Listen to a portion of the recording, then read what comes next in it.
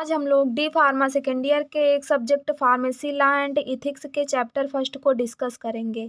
इसमें पहला टॉपिक है जनरल प्रिंसिपल्स ऑफ लॉ। इसमें क्या है, लॉ का रूल होना चाहिए, पावर का सेपरेशन होना चाहिए, मतलब कि पावर अलग अलग पर्सन के पास होनी चाहिए जिससे कि कोई मिसयूज ना करे। इसके बाद है किसी पर्सन के द्वारा एक बार अपराध करने पर एक बार ही पनिश किया जाना चाहिए, न्याय होना चाहिए, लॉ सभी के लिए लागू होना चाहिए। इसके बाद अगला टॉपिक है history and various act related to drugs and pharmacy profession.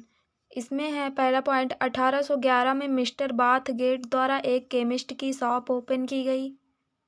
1910 में मॉडर्न ड्रग का मैन्युफैक्चर किया गया।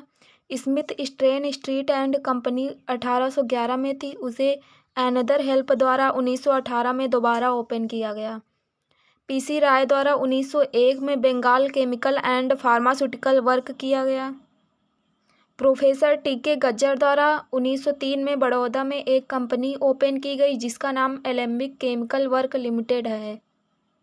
इसके बाद अगला पॉइंट है, उस टाइम में इंडिया में ड्रग को क्रूड फॉर्म में एक्सपोर्ट किया जाता था और प्रिपेयर होने के बाद इंपोर्ट किया जाता था।